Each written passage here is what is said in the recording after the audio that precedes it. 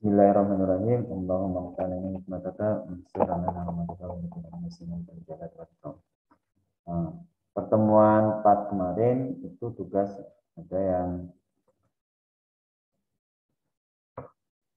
ini jaringan distribusi listrik itu ada beberapa konfigurasi mulai dari yang sederhana bahkan sampai yang kompleks ya.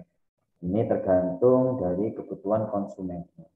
Jadi kalau di desa nggak mungkin bukan yang kompleks, pasti akan rugi di sisi PLN-nya.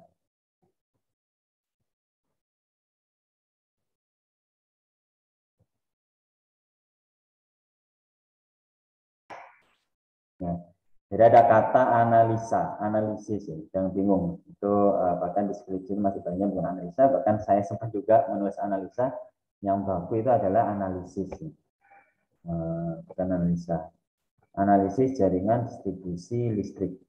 Nah itu ada beberapa konfigurasi ya. Jadi titik start point-nya itu dari trafo ya. Jadi atau karena ada matematik sendiri ya, transformator atau disebut dengan trafo distribusi induk yang dimana dia menurunkan ya dari grafik ini atau dari gambar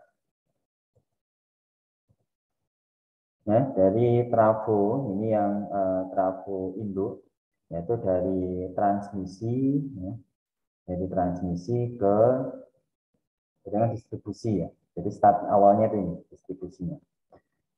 Ada kalanya dia itu langsung ini apa ke industri. Nah ini yang biasanya di daerah industri mungkin salah satu Malang saya nggak tahu ya. Yang besar itu kan ada di Karawang, ya, Jawa Timur itu ya Pasuruan ya, dan lain sebagainya. Jadi biasanya jaringannya ya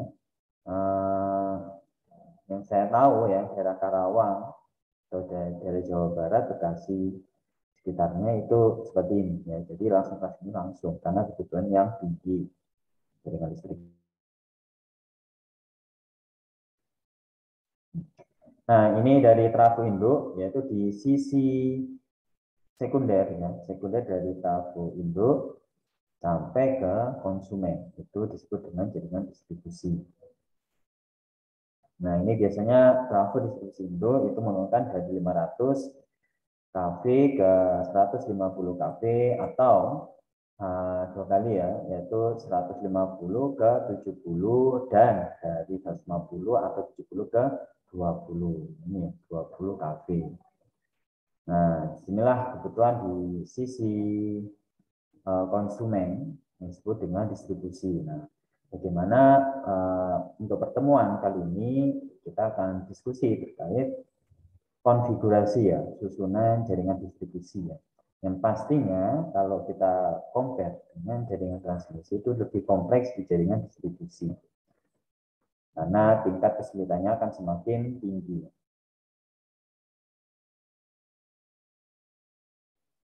Dan ini akan berdampak pada analisis kondisi atau disebut dengan state ya, state kondisi daya yang ada di jaringan tersebut. Karena untuk measurement pengukuran di transmisi itu lebih real time dibandingkan dengan distribusi. Makanya untuk analisis distribusi itu biasanya menggunakan pseudo measurement ya, untuk analisis lebih lanjut. Terbiasa dengan analisa ya, benar ada analisis. Nah, adapun kelompok konfigurasi yang dimana startnya jaringan distribusi primer berawal dari sisi sekunder trafo yang terpasang pada gardu induk hingga ke sisi primer trafo ya, distribusi yang terpasang pada tiang-tiang saluran. Jadi pola konfigurasinya ya, jadi enggak konfigurasi ini sampai ini batasnya ya, trafo distribusi yang terpasang pada tiang-tiang saluran ya, kita sering lihat dan rumah nggak masuk. Jadi itu konfigurasi yang dianalisis.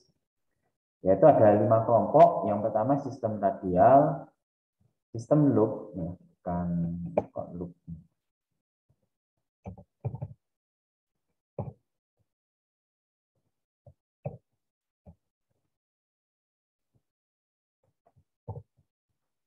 Jadi ada sistem radial ya, yang paling sederhana ini. Pastinya ini untuk kebutuhan konsumennya itu lebih sedikit ya, tidak kompleks dengan jaringan yang lain. Ya, kedua yaitu sistem loop, sistem spindle, dan sistem spot network.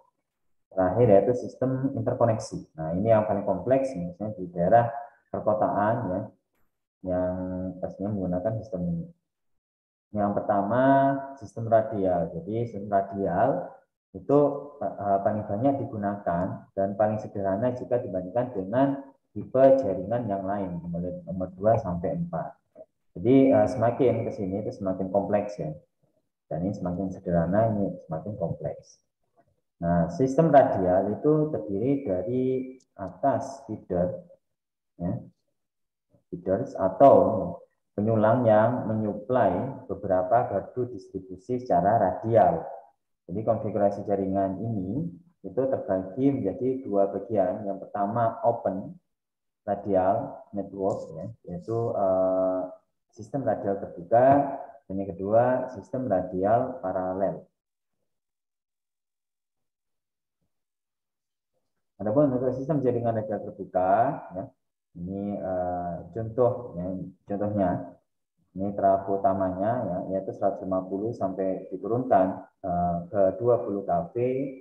Dari 20 kV ini PMT itu pemisah ya, 20 kV baru didistribusikan di beberapa titik ya, trafo distribusi ke 220. Ini ya. Jadi ini trafo ini lambang dari trafo ya, atau transformator.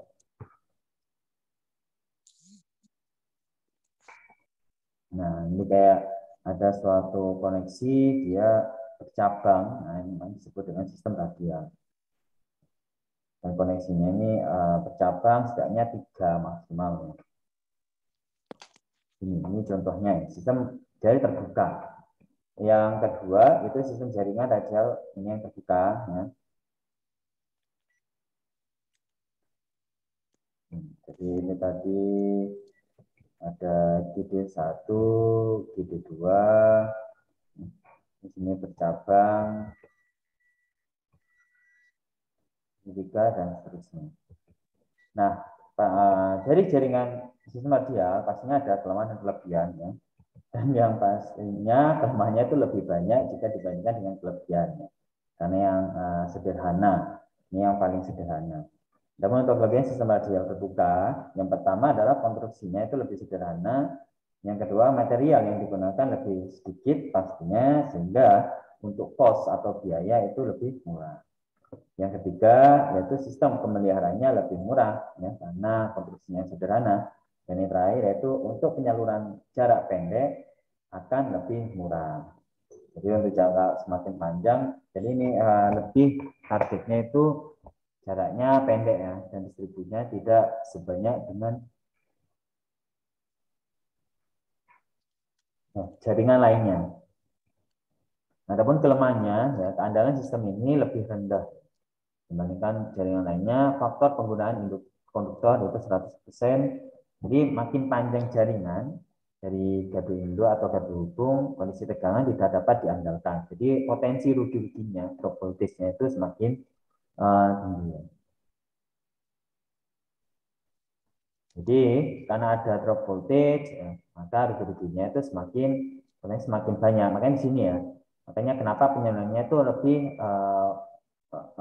concern di jarak pendek, karena semakin panjang ya. Nah, jadi semakin panjang transmisi jalurnya itu dia menggunakan resistansi walaupun kecil. Semakin panjang pastinya akan ada drop di sana. Bila terjadi gangguan, pasti di konsumen itu langsung mati ya, karena jalurnya hanya satu dan itu terbuka maupun tertutup. Jadi ketika ada maintenance, misal ada angin ribut atau apa ya, jadi dia maintenance-nya pasti akan mengganggu di sisi konsumen.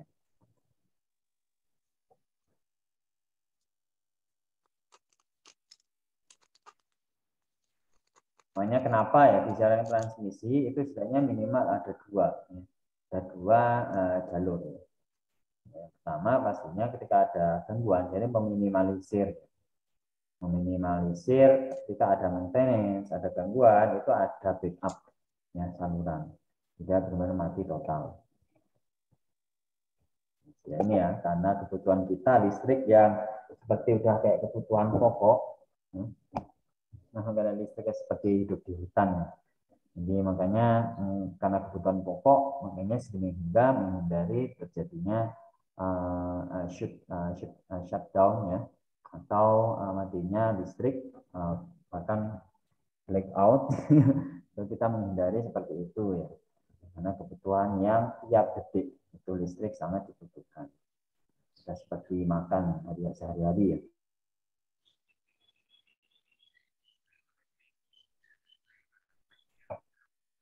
Nah, adapun sistem radial paralel tadi yang terbuka, ya. Pada sistem ini itu titik beban dilayani oleh dua saluran. Sehingga bila salah satu saluran mengalami gangguan, yang seperti yang sudah saya jelaskan untuk case di jaringan transmisi, maka saluran yang lain itu dapat menjadi backup ya. Jadi pemadaman listrik di sisi konsumen itu dapat dihindari.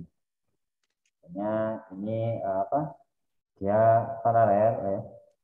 Untuk di ujungnya kemudian sama, biasanya digunakan salah satu saluran aja ya, atau biasanya dua-duanya mungkin separuh dari kapasitas ya. Jika ketika ada kendala dia auto yang kedua atau yang pertama itu sebagai backup. Nah, kelemahan dari sistem radial paralel. Untuk pertemuan ini kita masih analisa ini ya, konfigurasi. Untuk kita analisa perhitungan itu pertemuan selanjutnya. Jadi kelemahan di jaringan ini itu peralatan yang digunakan ya lebih banyak, terutama untuk bagian proteksi atau keamanan.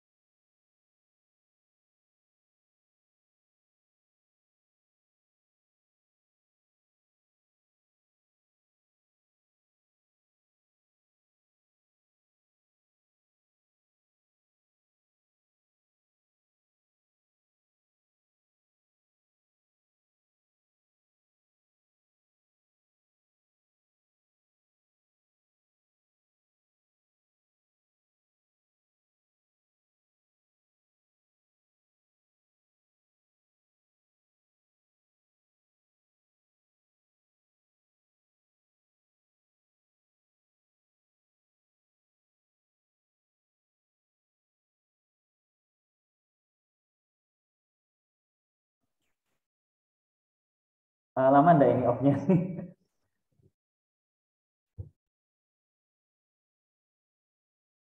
Ini dari tadi Kak ya? Barusan ini. Barusan ya. Oh, tadi ini ya sempat bersin saya atau apa, jadi saya matikan dan lupa. Mohon maaf. Nah, kembali lagi ya. Jadi kelebihannya tadi, jadi ada backup ketika ada suatu kendala di salah satu saluran atau di trafo dan sebagainya. Nah, jadi dari sisi konsumen itu aman ya. Namun pastinya biayanya lebih mahal dimasuk, itu masuk kelemahan tadi ya. Jadi ini paralel sifatnya, untuk bebannya titik tujuannya ya untuk demand dan konsumennya satu titik. Ya, ada backup ya, terus kayak jaringan transmisi.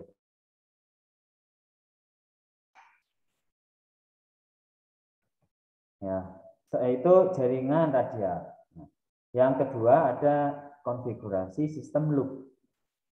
Nah, sistem loop. Jadi sistem loop ini merupakan bentuknya tertutup ya, namanya loop ya.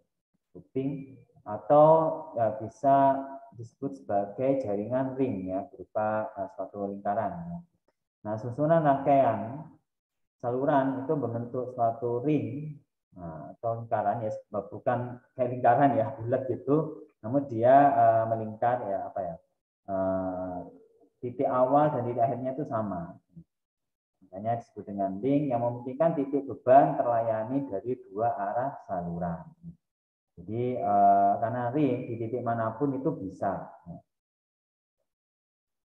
Kalau ini kan oke hanya di satu titik ujung gitu ya. Kali ini di titik manapun bisa, makanya disebut dengan ring. Ya, karena dari dua arah saluran, gitu, banyak dua arah, sehingga kontinuitas pelayanan lebih terjamin, ya, serta kualitas lainnya menjadi lebih baik pastinya. Nah, di sini ada beberapa ya saklar seksi otomatis ya untuk kondisi on dan off untuk di jaringan beberapa titik. Jadi ini PMT ini pemutus, misal salah satu contohnya ya, ini ada gangguan di sini. Nah, ini di cut off ya, di aliran daya dialihkan ke jaringan kedua. Pun sebaliknya. Nah, ini struktur jaringan loop ya. Jadi merupakan gabungan dari dua struktur jaringan radial tadi ya. Nah, radial kan dibagi menjadi dua. Di mana pada ujung dari dua buah jaringan dipasang sebuah pemutus PMT atau pemisah PMS. Ini sebutan aja. Ini pemutus PMS itu bukan ini ya, pemisah, itu namanya pemisah.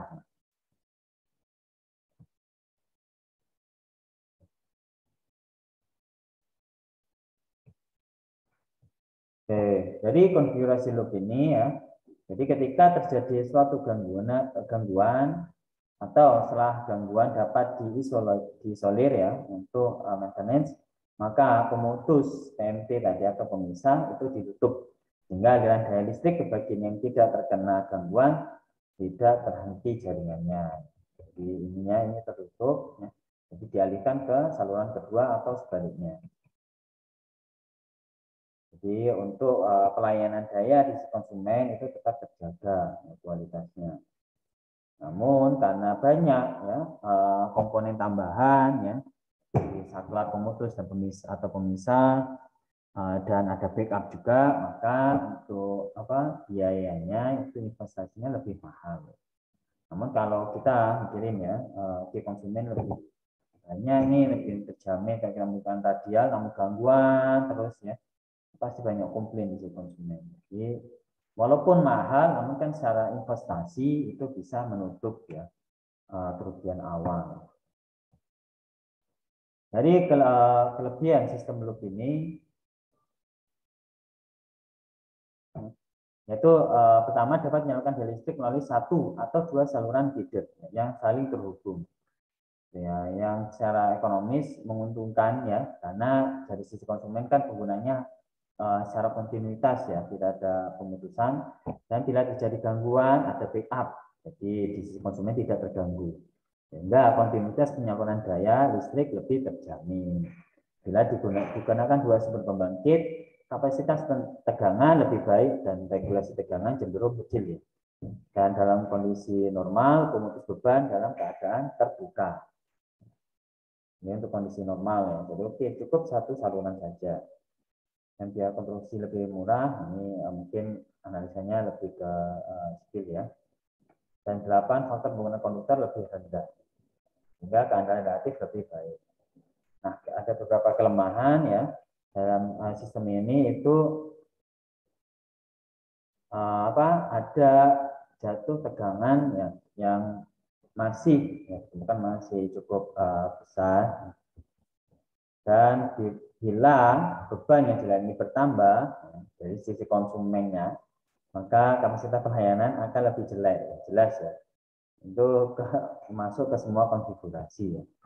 Nah ini kan biasanya bebannya untuk sisi konsumen untuk area targetnya itu yang lebih potensinya bermain lebih cepat ya sistem loop ini. Nah bentuk sistem jaringan distribusi loop itu dibagi menjadi dua macam. Ya. Pertama open loop, jadi sistem terbuka, jadi dilengkapi dengan normally open switch yang terletak pada salah satu bagian gardu distribusi. Dalam keadaan normal, rangkaian selalu terbuka, kondisi terbuka. Yang kedua, bentuk closed loop. Jadi dilengkapi normally. Jadi kan ini open loop ya. Dan ini closed loop, jadi kondisi tertutup. Ya. Nah, normally closed switch. Nah, bukan normally open lagi. Kalau ini normally open switch. Kondisi terbuka. Kalau ini close, jadi kondisinya tertutup. Jadi pada salah satu bagian di antara gardu distribusi dan dalam keadaan normal itu rangkaian kondisi tertutup, yang disebut dengan bentuk closed loop. Nah, selanjutnya yang ketiga yaitu konfigurasi sistem spindle.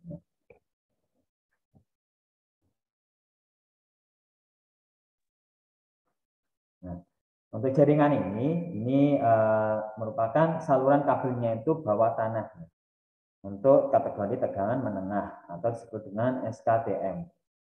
Ini penerapannya sangat cocok untuk di daerah kota-kota besar atau untuk daerah mana ini masuk enggak ya. Nah, sistem jaringan spindle biasanya terdiri dari maksimum 6 penyulung dalam keadaan dibebani dan satu penyulang dalam keadaan kerja tanpa beban. Nah, ini saluran jadi ada saluran distribusi ya, ketika terhubung dengan beban atau keadaan berbeban ya, itu dinamakan working feeder atau saluran kerja. Sedangkan saluran ya, yang dioperasikan namun tidak terhubung dengan beban itu disebut express feeder. Jadi untuk express feeder ini yaitu fungsinya selain sebagai cadangan pada saat terjadi gangguan ya, pada salah satu working feeder juga dia berfungsi untuk memperkecil terjadinya drop tegangan pada sistem distribusi.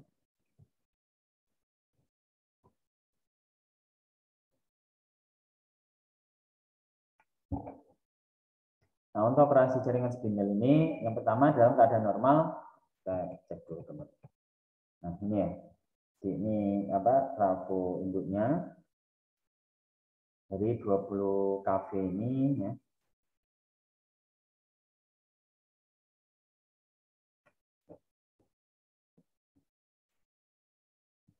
Dia banyak paralel ya jaringan. Nah, ini untuk jaringan di bawah tanah menengah. Nah, untuk operasinya dalam keadaan normal semua saluran tidak terhubung di GH ini ya terhubung. Jadi yang terhubung ya dengan beban ini kayak seperti saklar gitu ya.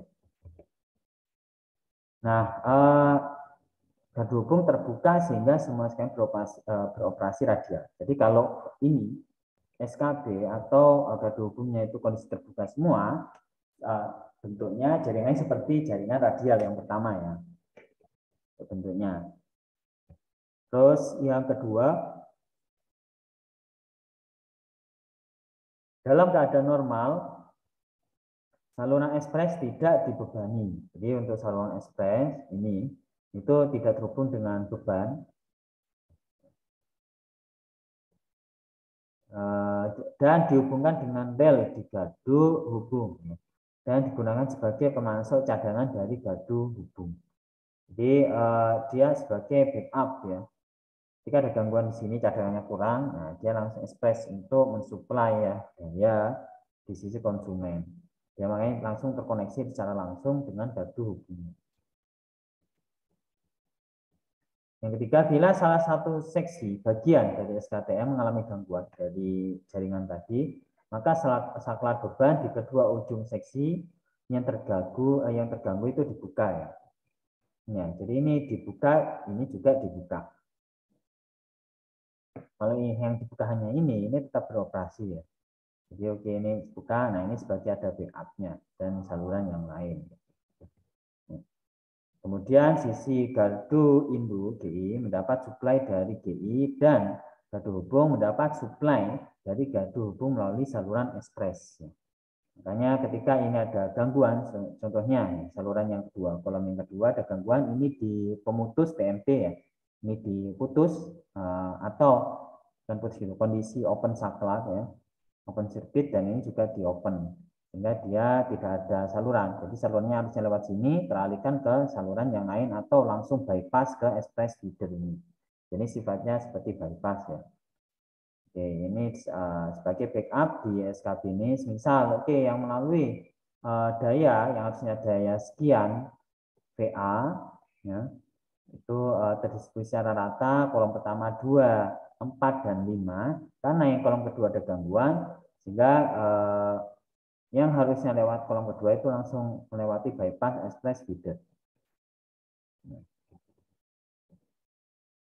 Dan gardu induk mendapat supply, sehingga dari gardu induk maupun di gardu hubung itu mendapat supply dari saluran express ya. Kalau gardu induk supply-nya pastinya dari ini di sisi pembangkitnya nih.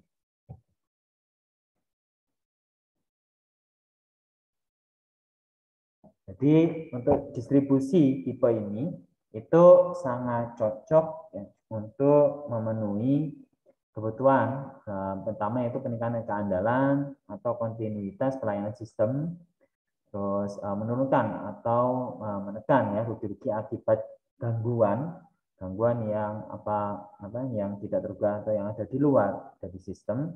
Yang ketiga sangat baik ya untuk mensuplai daerah beban yang memiliki kerapatan beban yang cukup tinggi. Jadi ketika ada kenaikan atau apa ya, contohnya nyala semua nih kolom 1, 2, 4, dan 5. Terus ada kenaikan beban yang cukup signifikan sehingga ada backup ya. Backup di saluran express ya. Sambil misal ini kalau tambah terus ya kan udah pasti ada historicalnya ya. Ini akan menambah perkiraan, itu ada teorinya. Perkiraan ini akan peak nih, naik nih. Sehingga sambil menunggu tambahan jaringan lain, tambahan sini, ini mampu membackup ya untuk sekian lama. Jadi itu fungsinya express feeder sebagai backup. Backupnya itu nggak tanggung-tanggung ya, dia langsung, makanya disebut express. Oke, sistem jaringan ini ya, sangat baik untuk mensuplai daerah beban yang kerapatan. Yang keempat, perluasan jaringan mudah dilakukan. Kenapa mudah dilakukan? Ya, contohnya ketika kita mau tambah, nah ketika ini ada kenaikan, pasti ada nanti kita belajar ini ya, semoga tempat waktunya bagaimana ya menentukan kondisi ini apakah sudah kondisi normal atau tidak dengan beban sekian PA dengan suplai daya sekian. Ntar kita analisa di perhitungan. Nah, ini kenapa mudah? Contohnya, ini karena udah ada backup express ya. Pasti kapasitasnya mampu mensuplai, menggantikan kolom 1, 2, atau 3, dan seterusnya. Sehingga ini kalau mengandalkan express terus, karena kenaikan yang cukup signifikan, sehingga perlu ada perluasan, penambahan kolom lagi. Sehingga sementara kita backup ini pasti bertahan sekian lama dengan kapasitasnya ya. Sambil proses pembangunan. Makanya kenapa untuk ya yang poin 4 itu kelebihannya itu perluasan jaringan mudah dilakukan. Berbeda halnya dengan konfigurasi sebelumnya, kan tidak ada backup secara express bypass, sehingga backupnya itu sesama jaringan itu sendiri ya. Jadi kalau mau tambah untuk dengan kenaikan beban cukup sulit ya, untuk perluasannya. Jadi perluasan membutuhkan waktu yang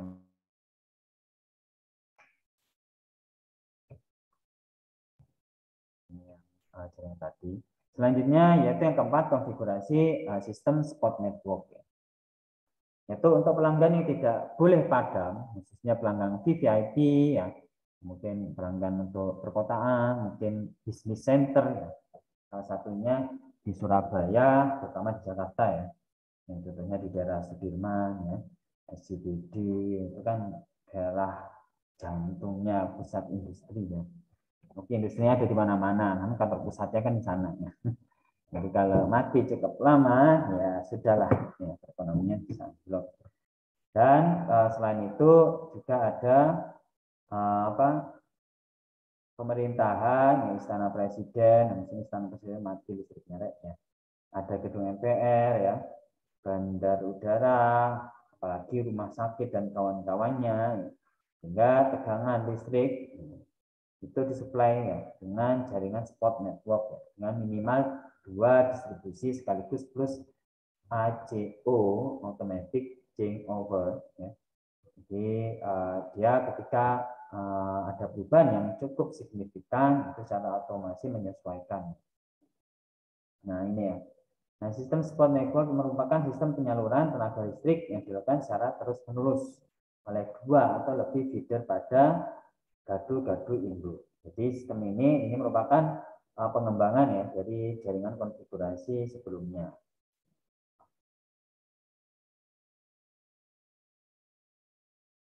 Ya, selain itu jumlah cabang lebih banyak, jadi jumlah titik feeder. Nah, ini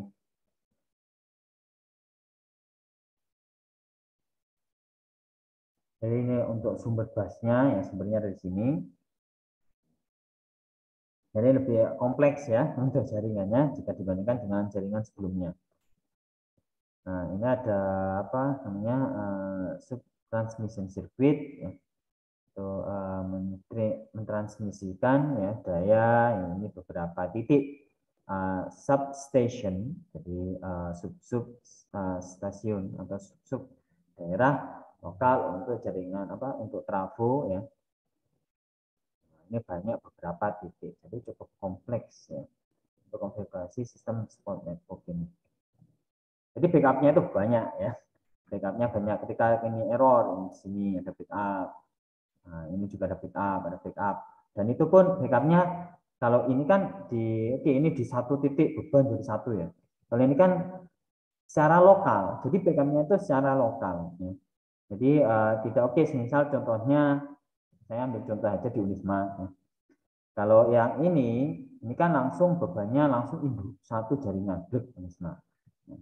Sedangkan ini itu lokal. Misal ini untuk distribusi untuk area gedung B, mungkin ya gedung B dan sekitarnya. Terus ini area kantor pusat, ini area FIB dan seterusnya. Jadi ketika ada gangguan, minimalisirnya itu secara lokal ya. Nah, kelebihannya pelancongan ini dapat dilakukan secara terus-menerus. Sudah pasti ya, JPM-nya lebih banyak sehingga dijamin 24 jam terjaga untuk suplai listriknya. Jadi nggak hanya dua, namun lebih feeder ya di sini. Merupakan pengembangan dari sistem yang sebelumnya, pastinya kelebihannya lebih banyak daripada jaringan konfigurasi lainnya sebelumnya, dan tingkat keterandalan pastinya lebih tinggi ya.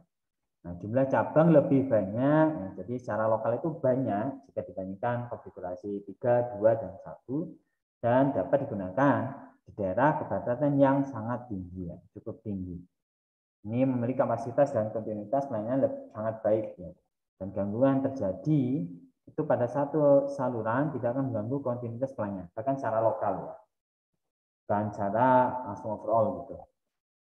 Nah, kelemahan dari support network ini pastinya biaya konstruksinya itu lebih mahal ya. Karena banyak backup dan setting ala proteksi lebih sukat karena proteksinya semakin banyak ya. Dan kondisinya itu nggak real time lagi, pseudo measurement. Makanya ada namanya ketika saya S2 ya sempat tawari DSSE, Distribution System State Estimation. Jadi untuk menghitung kondisi daya, voltage dan arus untuk jaringan distribusi ya. Itu cukup sulit kalau jaringannya sangat kompleks ya, terutama untuk yang kelima ini.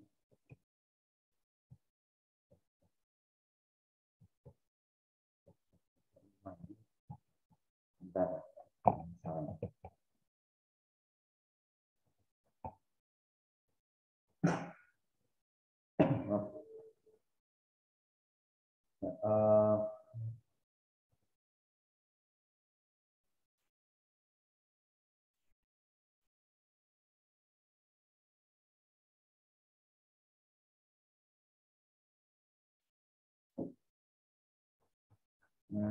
Jaringan 5 ini masuk interkoneksi ya.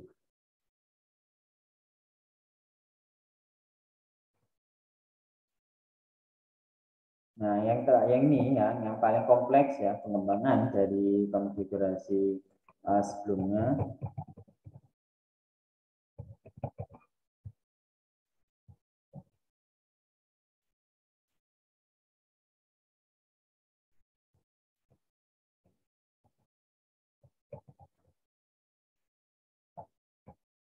Jadi untuk sistem interkoneksi ini merupakan pengembangan dari spot network ya.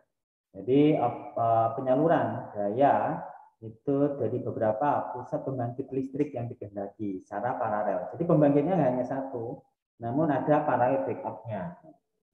Sehingga penyaluran tenaga listrik dapat berlangsung terus-menerus, tak terputus ya.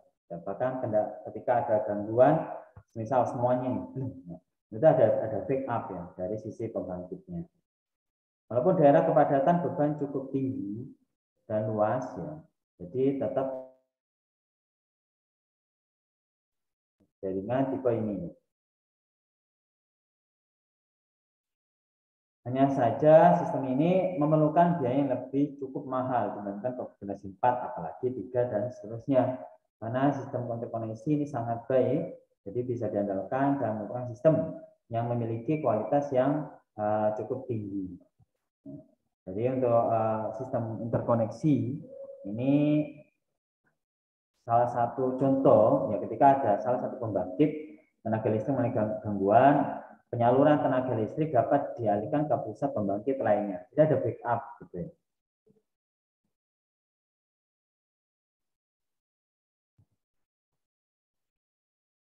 Jadi apabila beban normal sehari-hari ya, dapat diberikan oleh pusat pembangkit tenaga listrik tersebut. Jadi sehingga ongkos pembangkit dapat diperkecil. Jadi ini ada kan ya mata kuliah economic dispatch. Ya. Itu skrip tesis saya. Jadi yaitu melakukan penjadwalan ya, kapan tidak asal oke ada pembangkit 1, 2 dan 3. Karena generator itu memiliki karakteristik khusus ya. Terkait dengan fungsi cost. Jadi ada function of cost ya, yang related dengan variabel konsumsi atau daya yang dihasilkan. Jadi contohnya generator 1 itu kapasitasnya 50 watt.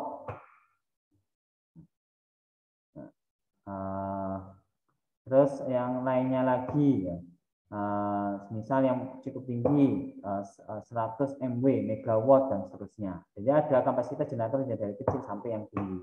Yang jadi tergantung ini ya bebannya ya. Kalau misal kondisi normal, ini cukup tinggi, jadi base generator utama itu menyala terus ya. Jadi yang sisanya sebagai backup. Ketika ada kenaikan peak dari sisi demand atau konsumen. Jadi ada tidak ini ya pembangkit tenaga listrik itu bekerja bergantian ya, secara teratur. Jadi tidak asal ini ada 5 pembangkit ya, pembangkit generator A, B, C, D, E ya. Jadwalkan, jangan asal jadwal ya, nggak bisa itu asal jadwal, itu cukup kompleks ada teorinya. Namun di sini saya tidak akan bahas, mungkin akan saya ya sedikit ya. Itu disebut dengan economic dispatch ya. Saya kemarin menggunakan algoritma baru ya. Jadi itu cukup cepat untuk menentukan jadwal yang signifikan, ya, yang efisien. Jadi dengan algoritma tersebut saya menentukan suatu jadwal dari 10 generator. Yang satunya itu generator nuklir, satu lagi ada kontribusi panel surya. Ya. Jadi saya melakukan penjadwalan. Ketika ada kontribusi panel surya nih, kapan generator A nyala dan nggak hanya nyala, namun nyalanya itu berapa banyak daya yang harus dihasilkan. Tuh. Jadi banyak, cukup kompleks ya, constraint-nya, batasan-batasannya. Sehingga saya menghasilkan suatu jadwal schedule economic dispatch ya, generator A itu harus menyala terus dengan daya yang harus dihasilkan itu sekian watt. Dan generator kedua dan seterusnya. Nyalanya hanya sekian jam. Nah, jadi ada cost-nya itu enggak, cost-nya ketika menyala, ketika kondisi mati pun ada cost-nya ya, atau kondisi dingin gitu ya. Terus kondisi shutdown, kondisi menyala itu kan ada ketika menyala kayak ada menyalakan sepeda motor kan starternya itu pasti bensinnya lebih banyak jika dibandingkan kondisi menyala terus. Nah, itu keputusan itu harus ditentukan secara ini enggak secara langsung gitu, enggak bisa ya, ada perhitungannya sendiri. Nah, sayangnya untuk economic dispatch ya, kan saya yang pengampunya ya, karena tesisnya saya tentang itu, ya. Dan saya bisa share banyak ya. Jadi kalau ada dia punya skill itu, kalau misal yang daftar PLN atau apa, ya bisa dijelaskan tesisnya seperti itu, insya Allah langsung pasti ditempatkan di sisi pembangkit. Ya. Nah, cara ini dapat akan memperpanjang umur pusat pembangkit. Nah, itu ya. Jadi umurnya itu panjang karena penggunanya sesuai dengan kapasitasnya. Dan kosnya pasti bisa ditekan ya.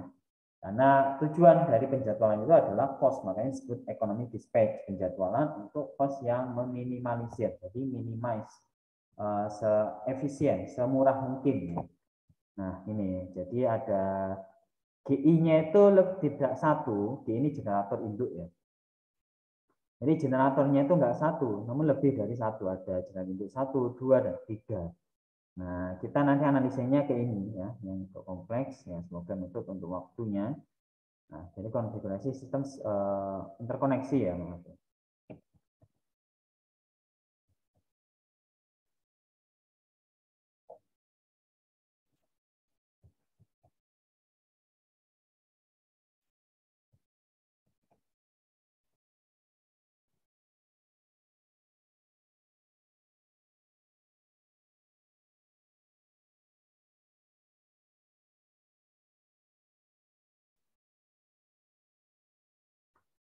Ada kelemahan dan kelebihan. Makanya kenapa disebut interkoneksi? Ya, karena sistem spot network ya, saya edit. Nah, untuk interkoneksi ini karena untuk pusat pembangkitnya itu lebih dari satu, makanya disebut dengan interkoneksi. Dan itu terhubung satu sama lain. Ya.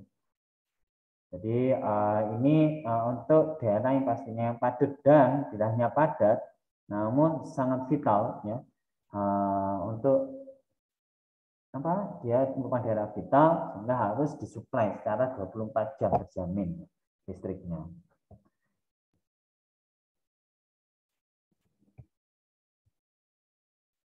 Nah, jadi untuk konfigurasi yang terakhir ini kelebihannya pasti lebih banyak ya, merupakan pengembangan dari spot network tipe jaringan yang keempat dapat menyalakan tenaga listrik dari beberapa pusat pembangkit tenaga listrik. Yang ketiga, penyaluran tenaga listrik dapat berlangsung terus-menerus tanpa putus ya.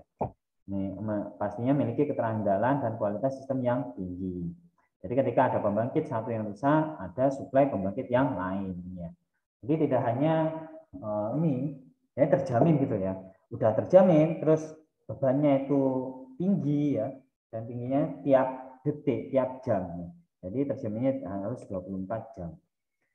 Makanya ada backup pembangkit. Jadi backupnya tidak hanya di bagian distribusinya, saluran dayanya, namun di pusat pembangkitnya. Ya.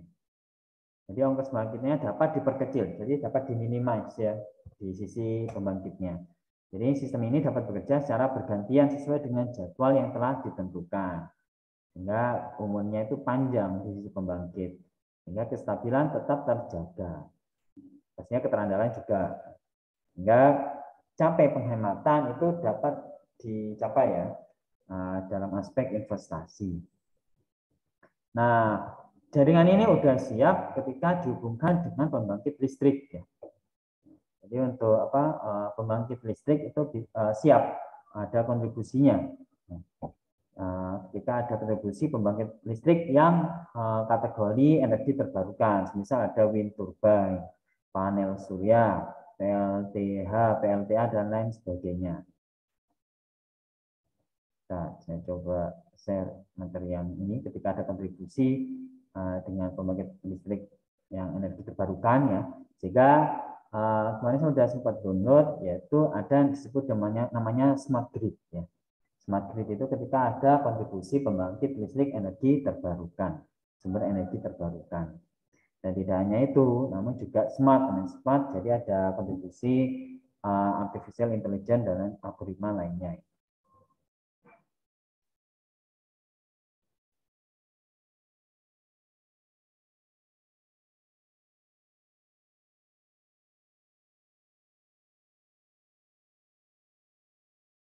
Oke, wait, ini saya coba buka yang lain.